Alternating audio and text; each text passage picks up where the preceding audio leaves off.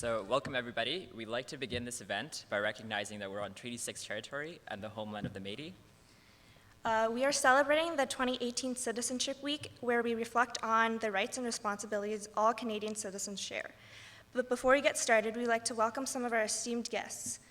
Deputy Director of Saskatoon Public Schools, Dr. Murabit's Grade 8 teacher, Mr. Shane Shervin, Judge David Arnott, Chief Commissioner of Saskatoon Human Rights Commission, Saskatchewan Human Rights Commissioner, Dr. Fatima Kuvadia, Joanne Smallbone and Taylor Chetty, and the Saskatoon Police Services.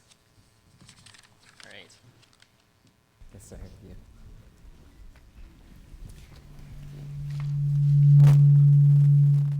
In recognition of this week, we have two very special guests with us here at Evan Hardy Collegiate. Please welcome Mr. Charlie Clark and Dr. Alaa Murabit for the talk titled 21st Century Citizenship, Rising to the Challenge.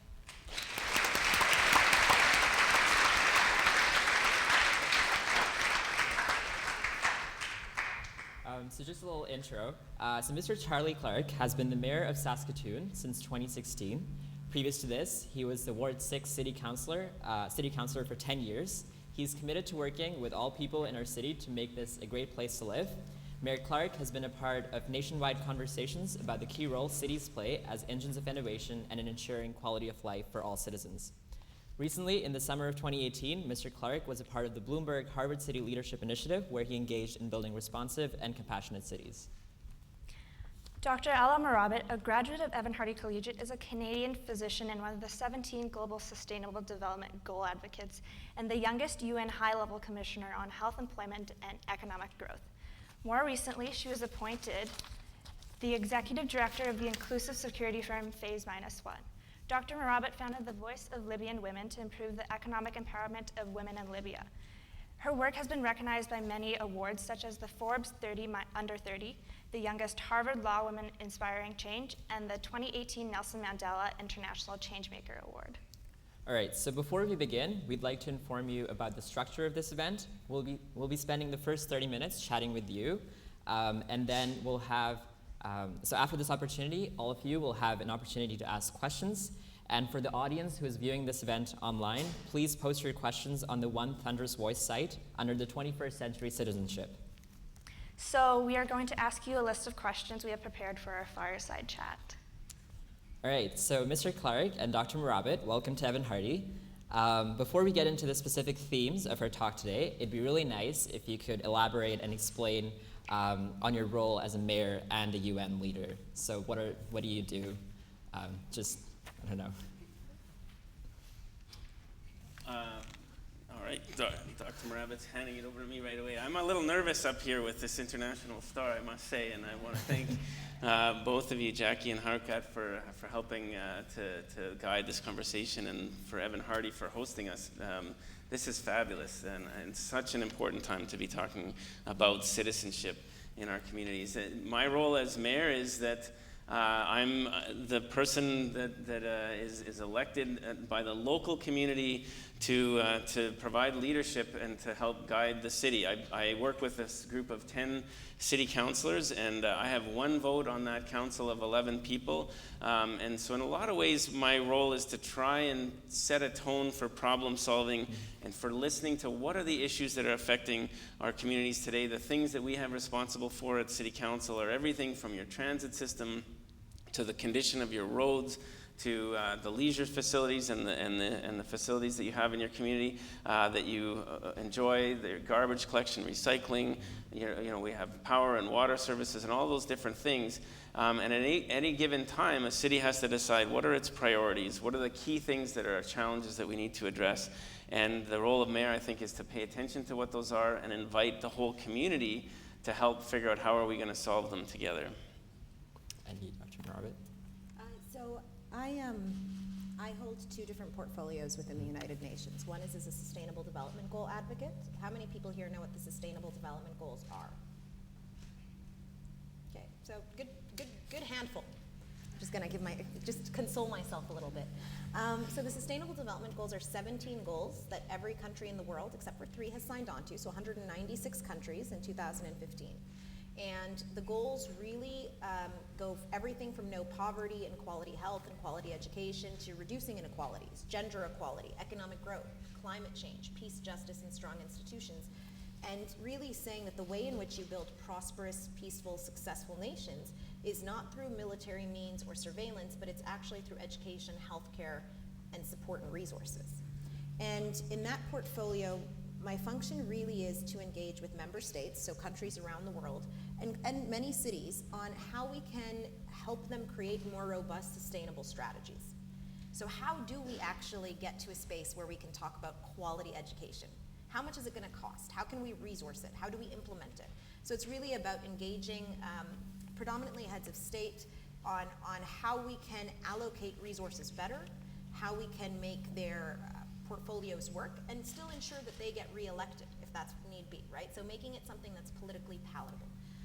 On the other hand, as a commissioner on health and economic growth, I get to be a lot more heavy-handed in terms of it's really very much about seeing if countries are actually meeting the commitments they have made on an international level in terms of health and economic opportunities for their citizens, and if they aren't, then taking the next step to ensure that they are encouraged to do so. So moving on to the next question, many Canadian communities are home to a myriad of cultures and religions. However, this growing diversity in Canada sometimes gives rise to negative and divided views and intolerance towards certain religions and cultures.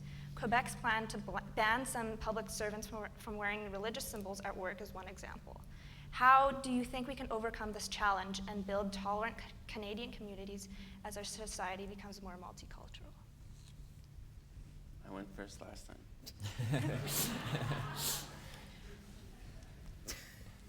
Pretty soon everybody's gonna be like, not me. No, I think there's a significant challenge. I mean, there's two things that are very clear when you study political science or the history of political movements. One of those is that oftentimes significant progress does bring up very sensitive conversations. It does. When a country is in a place or a city is in a place where it is prepared to move forward, you're going to have to unearth a lot of the skeletons and a lot of the bones that are there. And the fact of the matter is Canada, like most developed countries, has been built in large part through things like colonialism and through things like for lack of a better word, genocide and exploitation of Indigenous communities, and in Canada, it's the First Nations community. And there are conversations, and I bring this up for one key reason. We cannot anticipate that we can have peaceful, prosperous countries if we're not willing to have difficult conversations about where the inequalities that exist came from, right? There is structural inequalities in this country, in this city, and I'll let Mayor Clark maybe delve into that more deeply, and they're global. Canada's not unique in this. What is unique is that there are a certain set of rights and values I think most Canadians ascribe to. I mean, even when we have pretty negative political conversations, there's a baseline that we're still at, which is rather globally progressive, even for developing countries. We believe fundamentally that all people should have health care, right? And we believe fundamentally that education is a right. And I think it would be you'd be hard pressed to find people who disagree with something like maternity leave, which even if you look at our neighbor to the south, the United States, they do not have, right? So we've made progress in many ways, and I think we're now getting to the point where we're saying, okay, why can't we make progress in other areas? Why can't we have conversations about why there is socioeconomic inequalities, or why particular groups are more likely to be arrested or in jail, why particular groups are less likely to be in managerial positions? And that goes through for race, religion, sex, et cetera. And I think for the first time what we're seeing is a lot of conversations are being started, both by political groups that are saying, listen, we need to limit this, or we need to explore this. And you have citizens pushing back and saying, what are you talking about? This is fundamentally wrong. And I don't know how many of you guys remember in 2015, 2016 when Trudeau won, but the Cultural Barbaric Hotline, how many people here remember that?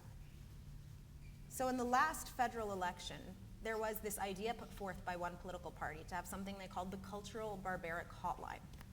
And it was supposed to be a phone number that you called when you saw something culturally barbaric in your community.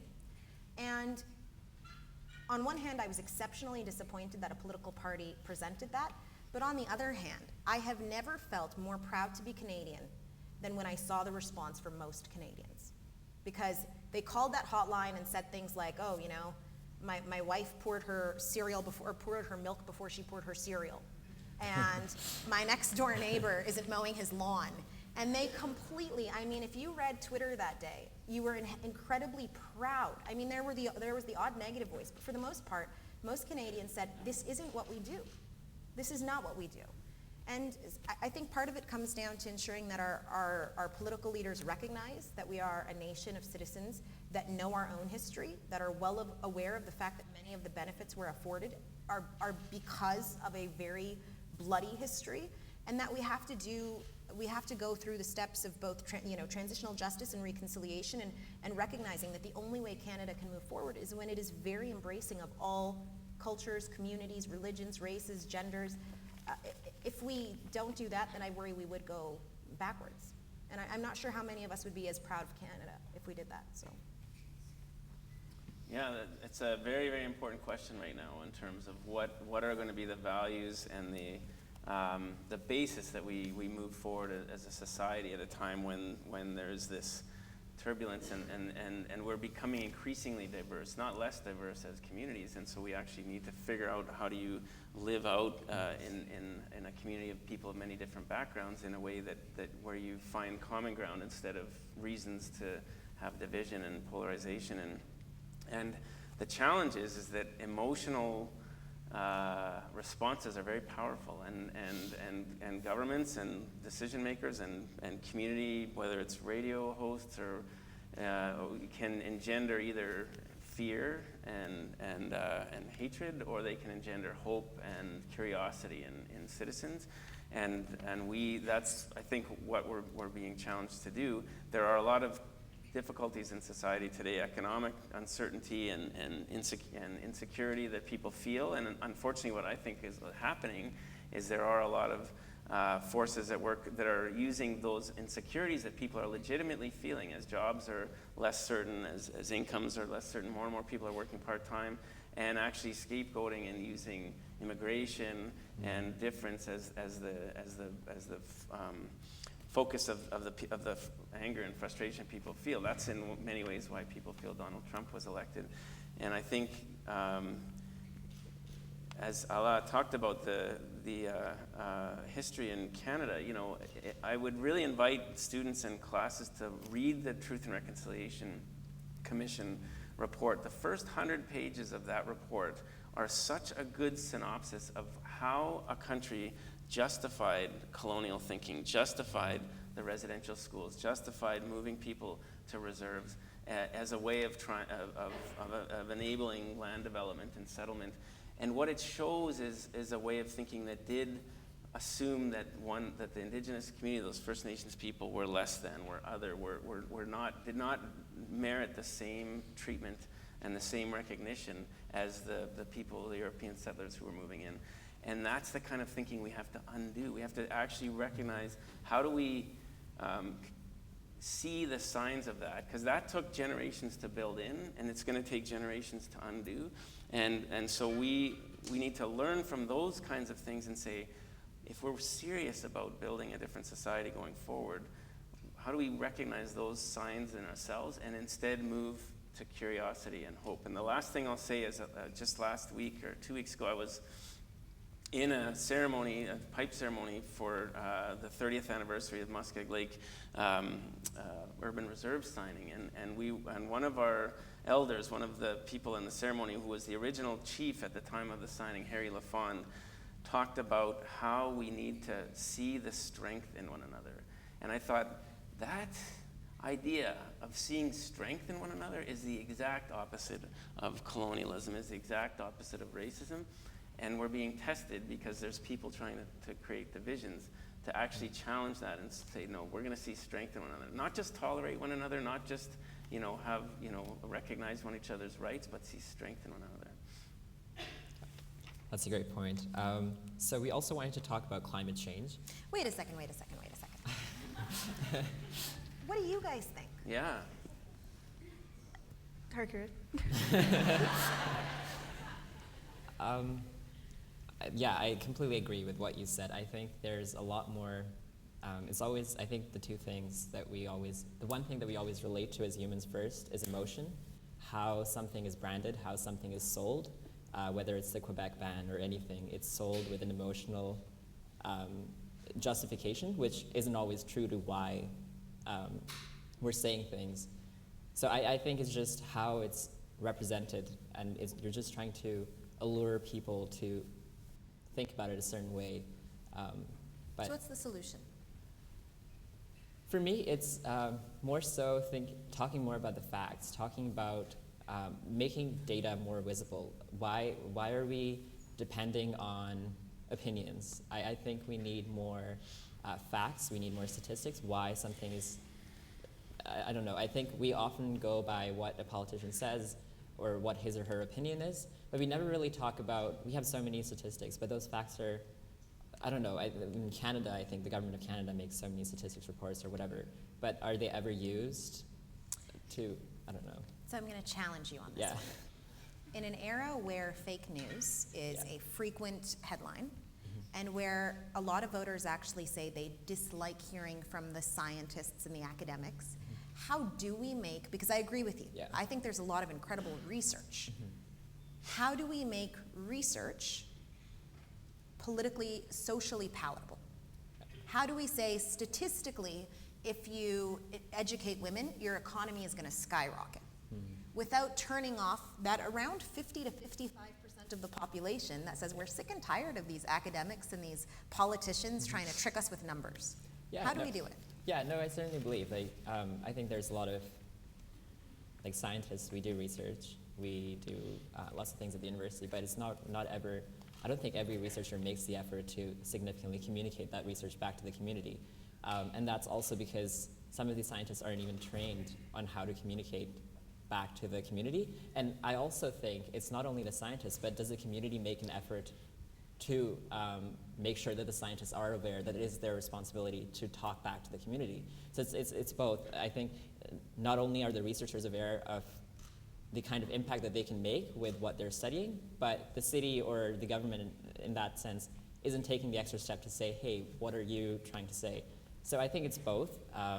But yes, certainly the science community is kind of, we're just doing our own things in our little lab, but we're not going to share it with you.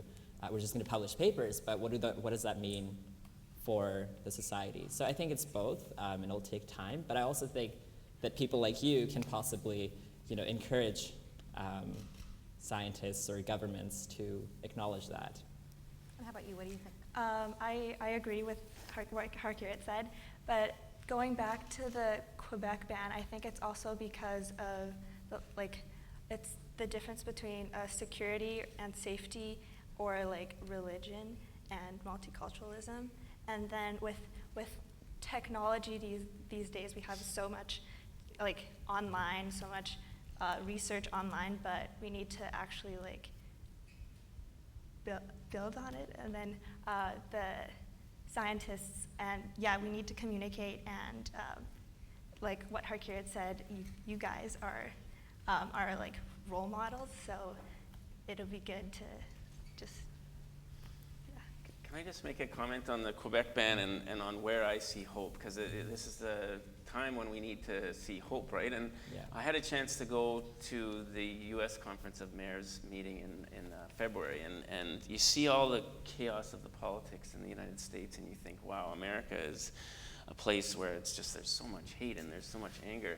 At the mayors, at the local community level, cities are not adopting these attitudes. And there was Republican and Democratic mayors together, and what they were talking about was inclusion, was opioids and the way it's affecting their communities. And they were sitting together and discussing.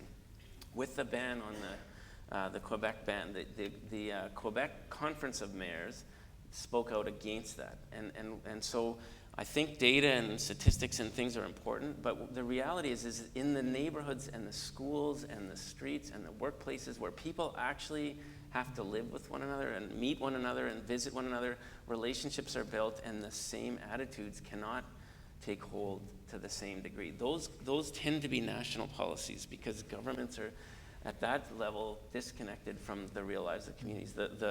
What we need to do is to recognize in your everyday interactions, even at Evan Hardy, where you're breaking down those barriers, where you're showing that, hey, meeting somebody with a hijab, we have so much more in common than difference. This is not a security issue. This is not something that, and then translate that back to the, to the stories and what you're seeing online, and tell a different story about what the reality is, because stories and facts have to come together, and it's in communities where we can push back.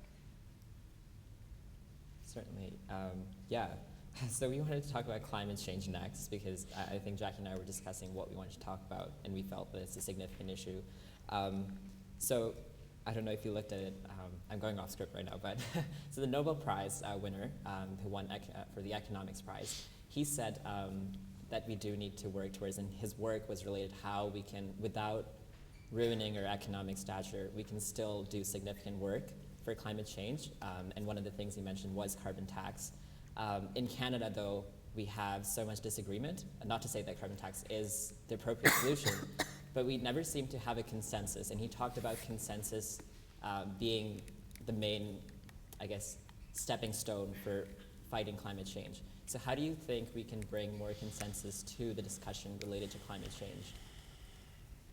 Because we're not going to talk about potholes here, eh? You guys are coming in. These are really relevant and important questions. So I'll take climate change a little bit, because that's one of my core portfolios. And I find the conversation, so who here knows what the most cost-effective and practical solution is for climate change? Most cost-effective and practical solution. What is it? You guys can shout it out, it's fine. Yeah? Well, I believe that there would be a multitude of answers to that question, but I think that nuclear power would be a very big option to take as much effort or change. Okay, so nuclear power. Nuclear power? I don't think it's necessarily the cheapest, but it would be the easiest. Okay, so most cost-effective and practical. What is the most cost-effective and practical solution for climate change action? Yeah? No fossil fuels. Okay, what else? Yeah? Renewable energy. Okay, what else? Mitigation, adaptation. What does that mean? Mitigation would be just cutting down on things, and then adaptation would be trying to create newer things that are cost effective. Okay, so use less energy, make better energy. What else? Anybody else? The most cost-effective and practical solution to ending climate change is girls' education and women's reproductive rights. That wasn't thought up by women's rights activists. That's in a wonderful book I recommend you all read called Drawdown by Paul Hawken, which is the most comprehensive climate strategy ever conducted over hundreds of climate scientists.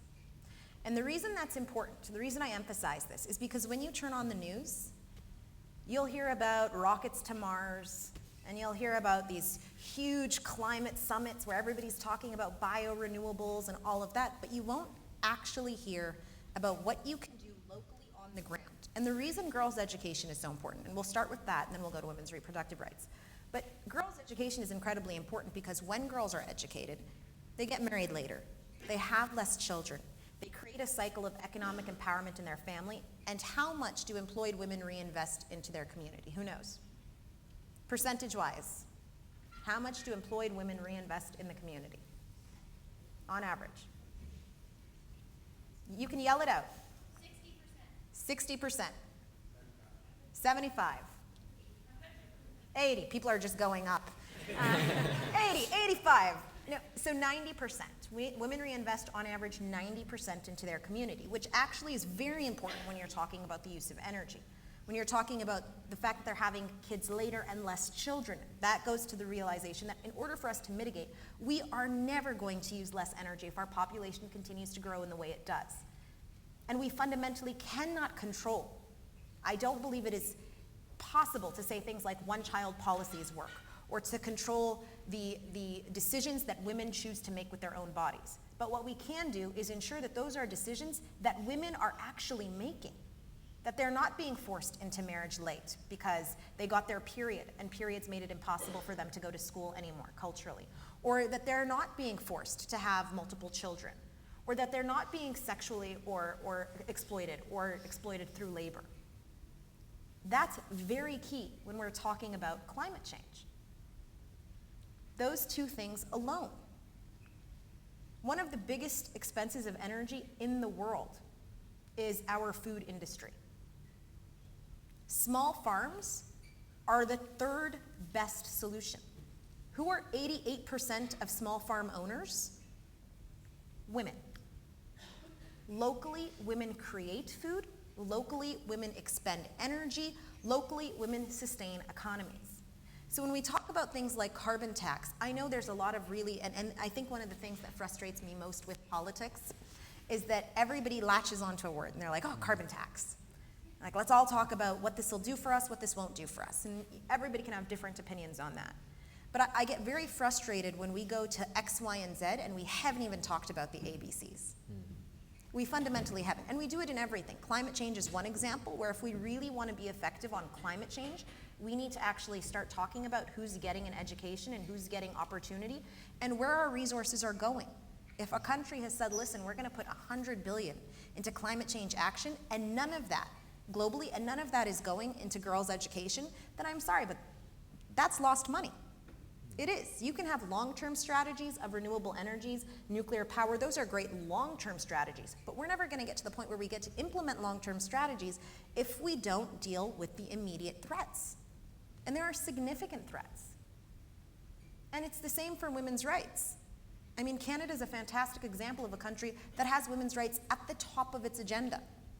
And in order to do that, we need to say women's rights aren't just issues that are directly related to women, like reproductive rights and maternal leave and women in economic empowerment, but they're also the way that women are key players in global movements like climate change.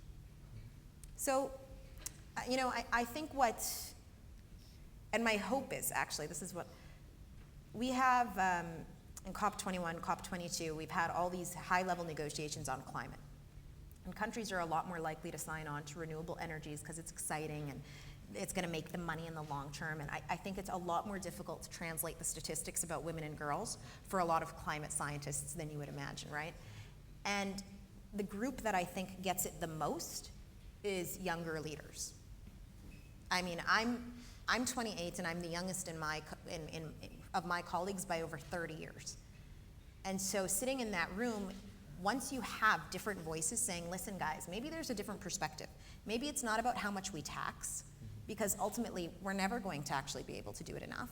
But it's about how do we mitigate the use of and how do we ensure that communities can be sustained without fossil fuels in the short term, right? And how do we protect the rights of people who are dependent on fossil fuels? Because Canada and other countries have had the benefit of creating economies and we really have damaged the global climate based on that. And then now saying, wait a second, the developing countries don't get that same opportunity. And so you can imagine how a lot of developing countries are like, wait a second, you guys have been using fossil fuels, you guys built an incredible economy, you have human rights, you have infrastructure, roads, hospitals, power plants, and now we don't get them? And so it really does come down to how do we do the ABCs? How do we get that consensus? By telling people we recognize your difficulties, we recognize your challenges, we recognize that telling a country that has $47 per person to supply all infrastructure, health, and education based on their GDP, it will be impossible to say, hey, can you invest that money in renewable energy? But instead say, okay, what can we do locally? What structures are missing locally? And you'll find that usually there are schools, there are hospitals, there are resources for their local community to actually succeed in an economy are failing. And that's where we can invest. Well, Dr. Murabit is looking at it at the global level, and that's fascinating to think about. How do you identify the paradigm shifts that are needed to get people thinking differently about this, given that it is the tendency is to focus on carbon taxes and renewable energy and all those things. I guess I would say at the local level, the challenge, like you described about getting consensus, I think people feel overwhelmed and they have a hard time knowing where do you even begin. And we're in a jurisdiction that has among the highest greenhouse gas emissions in the world in Saskatchewan. We have a lot of coal power that produces our energy. We have buildings that are not very energy efficient. We have a city that relies a lot on single occupant driving around. And so all those things put together mean that I think we do have a role and a responsibility here.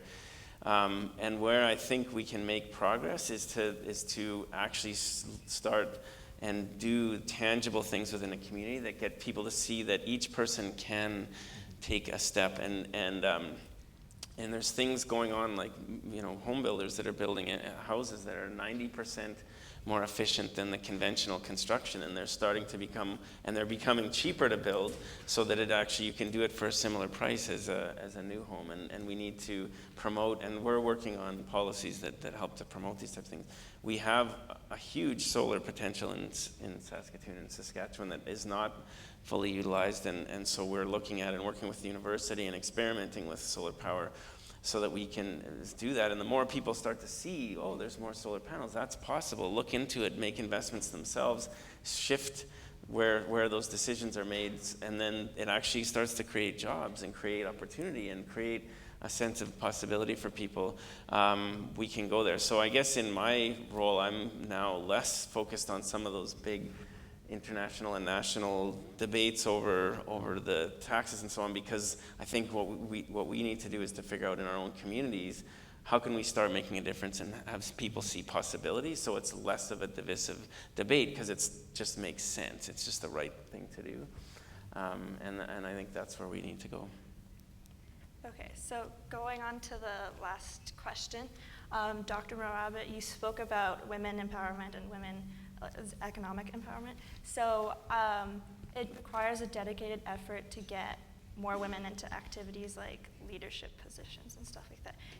And Mr. Charlie Clark, you happen to have 6 women elected onto your council, which is one of the most, I've heard, one of the most gender balanced council in the country. And what are your opinions on ensuring that women can get to the table and be listened to while taken seriously when they have a seat? Well, a combination of things has led to Saskatoon having 6 women and 5 men, and I mostly attribute it to these young, in many cases young and under 30, women who have a vision, went out and I think in a lot of cases actually reached out to one another and had a network of people to talk to and support and to build the pathway to successfully campaigning and becoming elected. And it really does have an impact on our council. We these councillors that we have, and in particular, I would say some of the younger women, read reports like many councillors in the past have not, and they are making our administration have to pay way more attention. It's kind of raising the bar of the debate and the discussion and the critical nature of reports, and it's also a very civil council. People listen to one another. There's different political spectrum. There are people from different sides of the political spectrum at the table, but it's a group that listens to one another and debates and separates the personal kind of attacks from the attack of an issue. And we have a lot of 6-5 votes and things, but there's a sanity to the discussion that I think is attributable to the dynamic of our council. There are things that we're working on right now to make sure that if a woman becomes elected or anybody gets elected and has a child, we're learning about some of the barriers that go along with that, whether it's and it is more acute, I think, when it's the mother than the father, when you're breastfeeding, and we've had a number of meetings where Maren Lowen, who was elected, has brought her little boy Asa into the meetings and has had to duck out to breastfeed, but also when she travels on behalf of the city council, it's not just her that needs to go when the child is at that age, but we need to make sure we provide support for somebody to go with her and to help with childcare and so on. And we need policies in place that enable that to happen so that it doesn't become a barrier and an obstacle for that participation. And those are some of the things that I think historically have made it more difficult, is balancing parenting and the council duties. But what we're learning is there are absolutely systemic and policy things that you can put in place that just make it so that everybody has the same ability to do their job. And that's been a learning process as a result of going through it and having a council that's being intentional about how we work those things out. And hopefully it also shows other women, young women, that leadership, is important and legitimate and is, inspired to participate and become part of that as well. So I think there's still work to be done and that modeling to happen and the policies in place. But we're wanting to learn and take this opportunity with this council to change some of those things so it is more possible. Yeah. I think that's incredibly important. When we talk about women in leadership, there's two huge doors of challenge. The first is getting women engaged, and the second is actually retaining women in leadership. And so the solutions to those two challenges, I think, are quite unique. In actually getting women engaged, we have to have, I think, a lot more conversations about what we view leadership as and how we define leadership as society. I mean, we see a plummet where the average 7-year-old girl thinks boys, and I quote, are much, much smarter. And that's from a New York Times and a Harvard University study, that boys are much more capable in work. That's at the age of 7. Now, at 7, you'll find that 90% of young girls think they can be president or prime minister. That plummets by the time they're 13. Plummets. Whereas it stays the exact same percentage for young boys. So before we even get to high school and university, and before we even get to positions where you might decide whether or not you want to go into politics or diplomacy or science, we've already very much told our boys and girls what and how they should be, right? And it extends very much into the sciences, where unfortunately we tell women, this isn't a space for you. And that's something we've socially constructed and we continue to validate based on who we amplify and who we role model and who we say is an incredible leader. And it's been, I mean, at times where I'll be in a women's inclusion or leadership conference and I'll ask the other women on the stage, who's a leader you admire? And every single name they say is male. And it's because we amplify those voices a lot more because traditionally they have been the voices at the table. And there's a lot of historical attribution to that, right?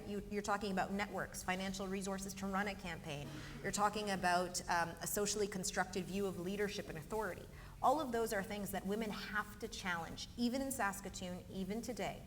Particularly minority women, particularly women who don't necessarily come from a socioeconomic status where they can do something like finance a campaign or be able to get people who will finance their campaign engaged, right? So there's definitely structural limitations and issues. But I think with proper, and this is to get women initially involved, there has to be mentorship. There has to be. I would not be in the positions I am in today, and I would not have been able to create the positions I've created for myself if women before me had not done what they've done. And when I sat in those seats, my immediate inclination was to ask, where are other young women? Because there were none in the room. And I can go into stories of how many times people assumed I was a secretary, or I was an assistant, or I was, the person who brings tea or something. Many times where other colleagues would actually assume that of me. And so I started a mentorship program about 4 or 5 years ago, which really talks to young minority women interested in security and global policy. Because I think the one space we need women more, if I had to pick just one, would be global security. It has the biggest political budgets. It has the biggest, and we can see it even in our own rhetoric in Canada. Security is a conversation that tends to escalate an issue much quicker. You're able to acquire a much larger budget, and the reality is, how many people here know how many peace processes fail within 5 years, percentage-wise? A peace process after a country has had civil conflict or conflict regionally, they sit down, they sign a peace process to say, you know what, this is what we each get, we're not going to fight anymore. How many last 5 years? Feel free to guess. How many? 50%? Anyone else? 10%. Less than 10% of multi-million to billion-dollar peace processes, which usually take us between 2 to 6 years to even establish, last longer than 5 years. When we include women, how likely are they to last 5 years? They're 35 times more likely to last 15 years. That's a huge jump. That's a huge jump. And the reasoning behind it is when you have different voices, when you have that inclusivity, it's not simply, I don't think a peace process that is 100% women-led and driven would succeed either. It's about having all the voices within that community represented at that table. It's about having a decision-making table that mirrors the community that it's serving. Otherwise, whatever is thought up in those strategies won't actually be legitimate to the people on the ground. They won't implement them. They won't employ them. And we know that societies have to build peace together. So when it comes to really engaging women, first we have to talk about how crucial women are in leadership. We don't enough. We have to role model women who have done phenomenal things in leadership. And we have to mentor young women who say, listen, I'm interested in this space. Because the amount of times you're going to get a door slapped in front of you saying, listen, this is not the space for you, I cannot even begin to tell you. And unless you have somebody there saying, why don't you come with me to a meeting? Somebody who will leverage their credibility, somebody who will use their networks, their name, their resources to invite you into that space is incredibly important. And I wouldn't be here if women had not done that for me. And then when it comes to retainment, we do need to talk about those policies. How do we ensure that women can maintain leadership positions and positions of authority if socially we've made it almost impossible for them to have both a fulfilling personal life and professional life?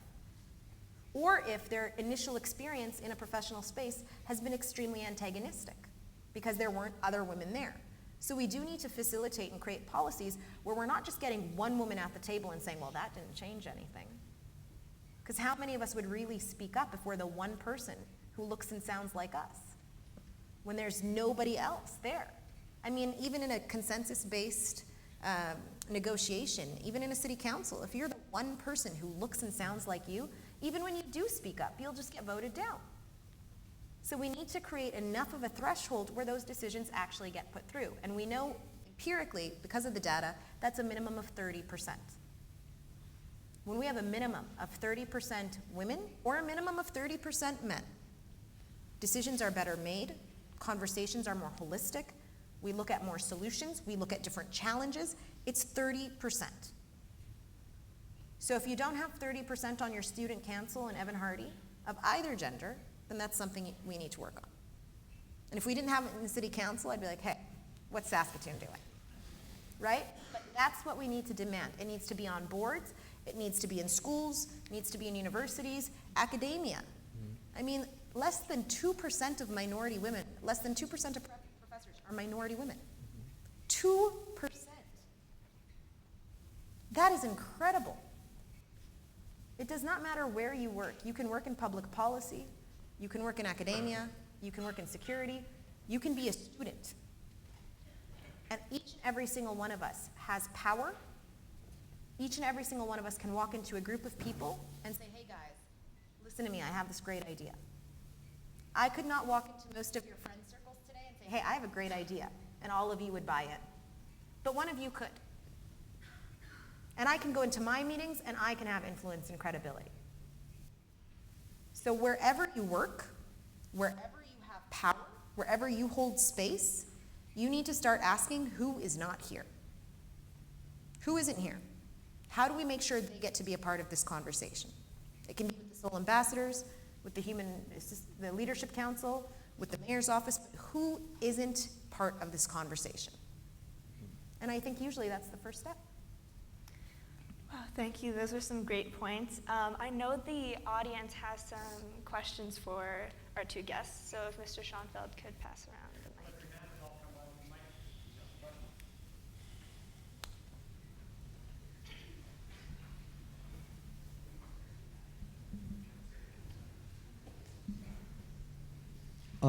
Okay, so I'm actually potentially going to be organizing a couple events within community to do some community building possibly.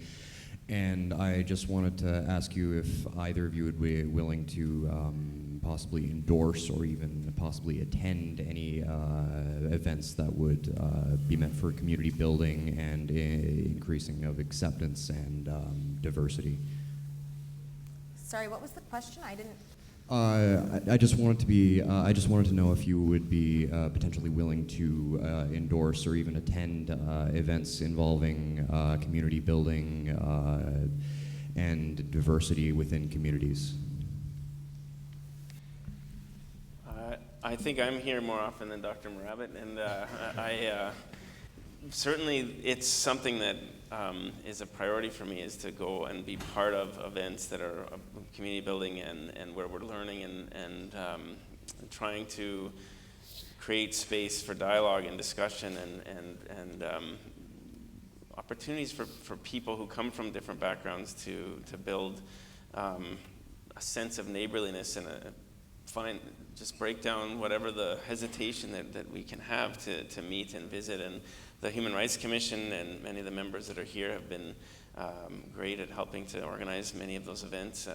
And so for me, it's just a matter of my week and my schedule and what's going on and how to balance usually I get invited to over 400 events a month, and so I try and make sure I'm combining getting out to and be part of the community and also working on the issues that we need to work on in order to make progress. So, but please, I have some support here from Michelle Beveridge, is my chief of staff in the mayor's office. Would you put and she knows a lot about and has been instrumental in making sure and supporting women's involvement in politics as well. And so, and is instrumental to everything I've talked about today, as well as Jordan Sherbino is here from my office as well and works and supports a lot of the initiatives that we're talking about and working on. So if you would connect and let them know the details of the events, then that would be great, and certainly try and help out on social media to get the word out as well. I mean, depending on my schedule, I'm willing to attend almost anything that I would assume will have a positive impact once, at least. And then usually after I've attended, I decide if I'll endorse it. But usually, depending on schedule. I'm not often in Saskatoon, though, so the better bet is to hit up your mayor. Okay, well, I just have a quick talk about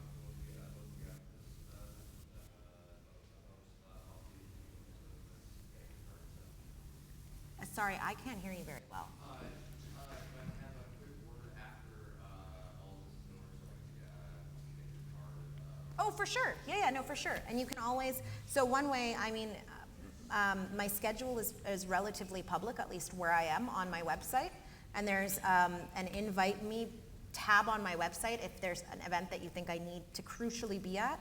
And as I told the Sask Human Rights Commission, I tend to prioritize Saskatoon to a degree that frustrates my office because they're all American or European, and like they're all not from Canada, and they don't realize that to get to Saskatoon you need like a day. Like you have to fly through Toronto or Calgary. They're like, why can't you just fly directly into Saskatoon? What kind of system is this?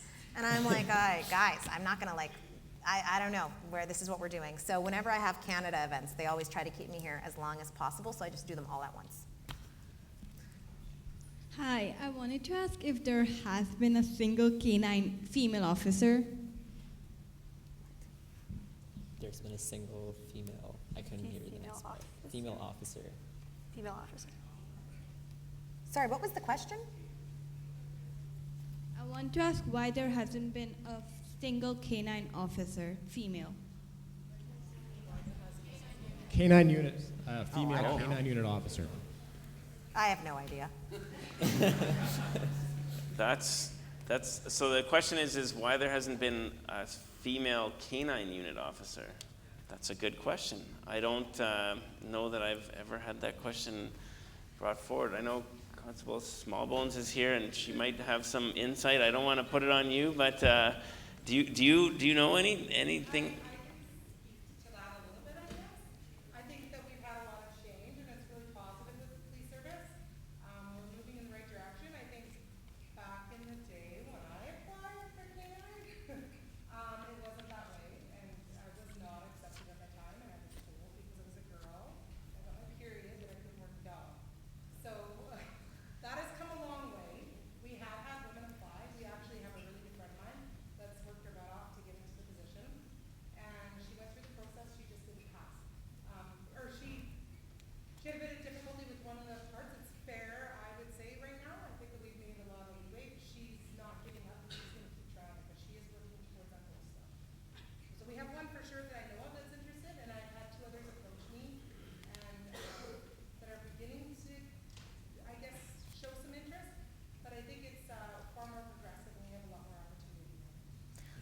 I've never even paid attention to that. I think that's incredible. I learn something new every day. I never knew that existed. But, well, and I can say that the reason I was given back when I applied about female officers not being able to work a dog when they give a jury is not that. Yeah. There's female members across the world that have been very successful and have been working dogs, and there's never been an issue. And I actually had a letter of recommend from Brian and Ryan O'Connor, where both international dog trainers that said that's false. That didn't happen back then, but it does now. Thank you for helping clarify that. Hi. So earlier you brought up that significant progress can bring up some sensitive conversations, and that these sensitive conversations can often bring out some, I believe you described it as skeletons in the closet of some very negative views.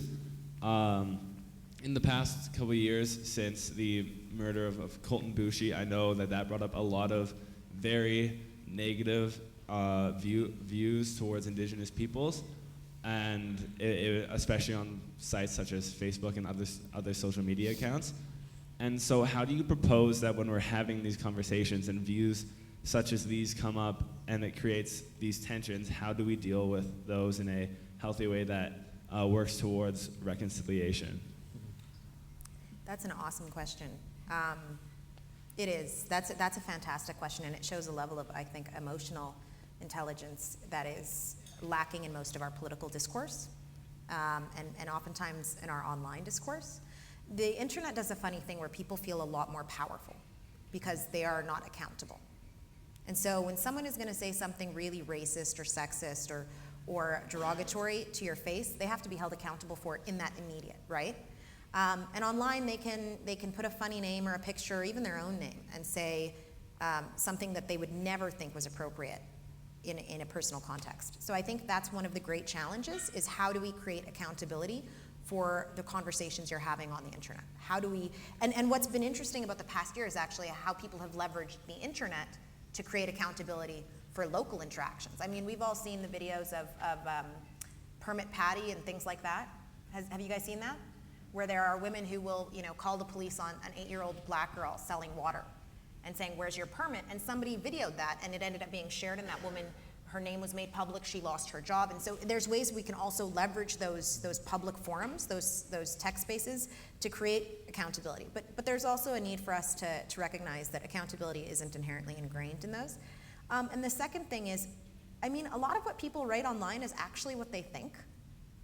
Isn't that a little depressing? I mean, I made the mistake after I did my TED Talk of going and reading the comments on YouTube, which are not the moderated ones, like on the TED site. And I think I went into a depression for about 2 weeks because I was like, these people don't even know me. They don't know anything about my choices. How could they be saying this? And it was my dad, actually, who told me, for all the negative comments, only read the good ones. Because you're actually not going to have a progressive conversation with somebody on an internet forum if they come in attacking your humanity in the first place. That's not the basis for a respectful conversation. So don't even bother. And when you're in person with somebody and they are derogatory, because I tend to shut down if somebody's very racist or very deliberately malicious, and I think this isn't worth my time, and I walk away. And I've, over the course of the past 2 to 3 years, instead started asking, why do you feel that way? Like, what about the way I dress is so threatening to you? Or what about First Nations community makes you feel so uncomfortable? What is it? Like, where is it coming from? Because oftentimes we take people at the face of the negative words they say, and when they'll say, like, you're oppressed or whatever to me, and I'll sit there and I'll be like, this guy's unintelligent. I'm not even gonna waste my time. And instead, when I ask him, why do you feel that way? And he gives me his reasons, I then have an opportunity to unpack that. And I can then say, well, okay, so let's actually have an intelligent conversation about what you're saying. But that also requires that both participants are respectful. And that's, I think, one of the big challenges. So, I mean, it's a very tough conversation. It's one that we have no answer to politically because of just the lack of accountability when you're delving into this. And the last thing I'll say really quickly is the importance of being a partner to somebody. I hate the term ally because I think ally takes away accountability from yourself. It makes it seem like you're doing a favor to somebody. But being a partner to the First Nations community when they're coming under attack. being a partner to the Sikh community if they're coming under attack, being a partner to the Muslim community, being a partner to women. Because all of us, I think, when our identity is attacked, we say, okay, where is everyone? Like when my community gets attacked, I'm like, hey, why isn't everybody standing up for us? When the reality is in Saskatoon and across Canada for the most part, communities have been very bad at being partners to one another, unless it's in a time of severe crisis. And by then it's gone too far. So it shouldn't just be the First Nations community protesting in front of City Hall or marching. It should be all of us saying we will no longer stand up for racism, we're not going to stand for this, and educating ourselves on the Truth and Reconciliation Commission, on the treaty rights, really educating ourselves on what we can do as individuals. And I mean, if you're not learning this in school, going up to your teachers and saying, hey, I want us to do a whole week on this. If a particular news item hits and you're like, listen, I'm hearing about this on the news, but we're not even having intense conversations about this in class, Facebook should not be your first platform for engaging in political discourse. Demand of the places where you seek education that they also prioritize what's happening around you so that those conversations can be had in a relatively safe space with a basic foundation of respect. Yeah, I think that I appreciate the question. I think that because right now is a time when we actually have to find a way. And I think part of the series that you've been part of is courageous conversations, to have real conversations about these issues. And what happened after the Gerald Stanley acquittal and well, during the trial and after the shooting of Colton Boushie revealed just this racism online and this sort of everybody just barking out opinions that was very ugly and in some ways it revealed what people thought and felt, and that's sort of you see that, but it was hard to see that, wow, that's the reality. We've been talking about reconciliation in our province for some time. We've been seeing a lot of relationships be built and people see progress and graduations rates going up, but then that happens and then holy crap, the level of racism in this province is unbelievable. But online is not the place to work it out. I mean, we have to figure out what we're going to do when it comes to balancing social media and society building, because it's the reality that we live in. But I was part of a group called the Strong Cities Network, which is an international group of mayors talking about hate speech and hate crimes. And the hate speech has gone up 600% in the last 3 years online, and hate crimes. So the hate speech is the virtual, but the actual act of hate crimes has been going up between 15% and 30%, depending on where you are. And so it's translating into violence and in the community. After that, this escalation of the racism and all the issues that were going on, one thing that I did was I saw that the president of SARM, the Saskatchewan Association of Rural Municipalities, which in a lot of ways the way that the debate was starting to look like was between farmers and First Nations. I mean, that's just one part of it, but if you look online, you sort of feel this rural division, and it was a province-wide, that was part of where it played out. And I saw that Ray Orb from SARM had indicated we have to start to address racism, and made a gesture to say that this is a problem. And I reached out to him and was invited to meet with a group of rural leaders and start to discuss and talk about how do we challenge this and build on this. And what was important about that is the value of reaching out and being willing to sit face to face and have a conversation. Because I was being accused of taking sides because I stood alongside of the Boushie family after the incident, after the trial, and many of our First Nations leaders who I had already been working with, to say we need to keep working in a constructive, positive way towards working together in the future. So I was seen to be taking one side or another, but I immediately reached out to the SARM folks and said, this isn't about sides. This is about understanding what kind of future we're going to build for our province here and for the kids that are growing up here. And so I think it's really important that we don't let the online discourse shape our ability to sit down and talk and discuss things directly and honestly and find common ground.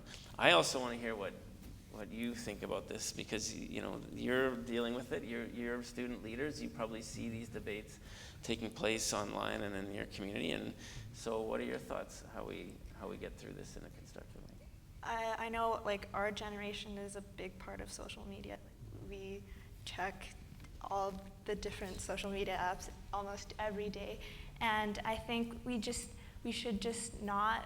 I mean, it's a good platform to communicate and to get the word out, but we also need to realize that some of these, like the comments, the negative comments, it shouldn't get to us, and we should look at the positive aspect of social media.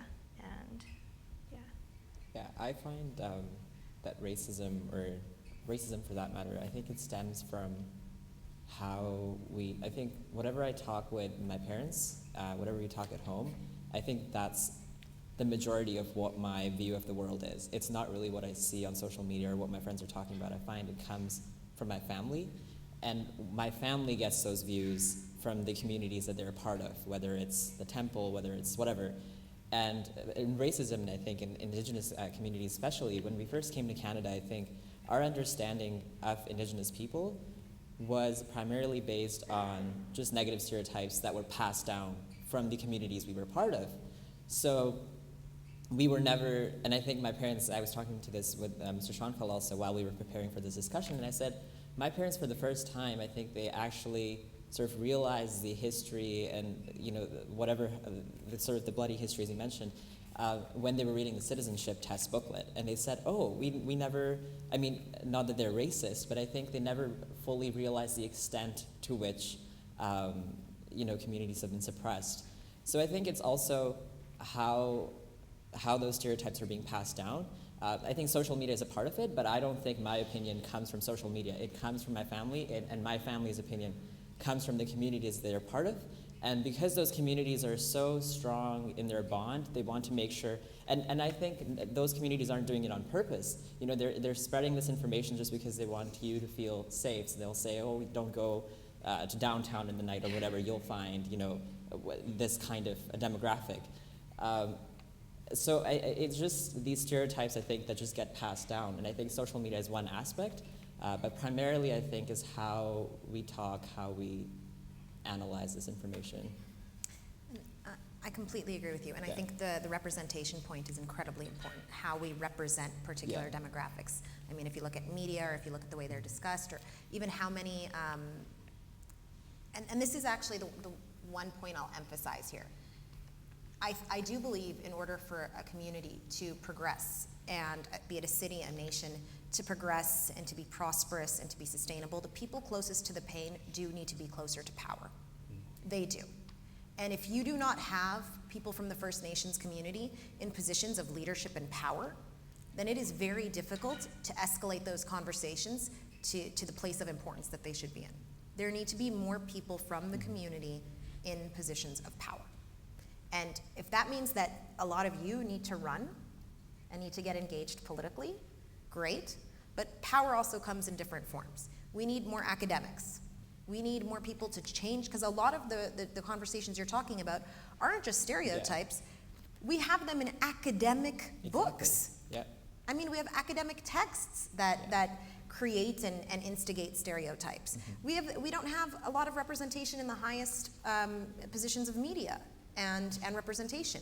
We don't have representation when it comes to a lot of our healthcare or social work industries. We don't have representation definitely in politics or in the economy. And so when we're talking about minorities or the First Nations community or women or groups that have been traditionally and structurally excluded from the conversation or even further suppressed, I think it's time we start saying who's actually at the decision-making table. Because it shouldn't take a murder for people to sit down and say something is wrong. It shouldn't. And it took a murder because people who are closest to that pain were never at the decision-making or agenda-setting table. So we also need to challenge the structures we live in and we exist in, and that can be our religious institutions. If you notice your religious institution is spreading misinformation or they're sexist or they're racist, stand up within the spaces that you have power and say this is not right. And then seek power elsewhere. We need new faces to run for politics. We need younger people in politics. We need new ideas. We need people who fundamentally believe that racism is wrong. Because unless you're actually structurally changing the rules, the legislation, then a lot of those social conversations do take a lot longer, but they also become temporary. They're based on the political whims of the community. We need to legislate change, I think. So run for office would be a big one. Run for office right now, guys. Right after this. You all get out of here. Well, I mean, vote first. Like, sign up to vote, but also run for office. Any last questions? Those are all the questions that we have for today. Harkari, would you like to end our... Yeah, is that an end? Okay, yeah, so it's an end, I guess. Thank you for coming here. So on behalf of the Saskatoon Public Schools and Evan Hardy Collegiate, we'd like to thank both of you for coming and talking to us. We'd also like to thank the Saskatchewan Human Rights Commission and the teachers and classes that were invited here. Not only did we have great questions, we had great ideas shared today. So I'm sure today's dialogue will inspire many students in our city and create a lasting impact for us to participate more in topics like citizenship, multiculturalism, environmental issues, and leadership. Again, let's give a round of applause to all our guests.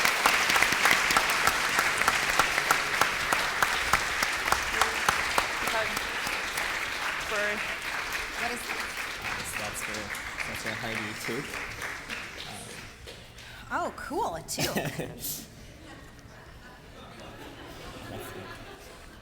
Oh wait, no, we have complications. What is this? We actually don't know what it is. You'll don't find know. out. Let's get fancy. Oh, look at that. For our coffee when we're outside in our tubes. No bottled water, right? Oh, it's for Real water. municipal. Clearly. Coffee. Thank you.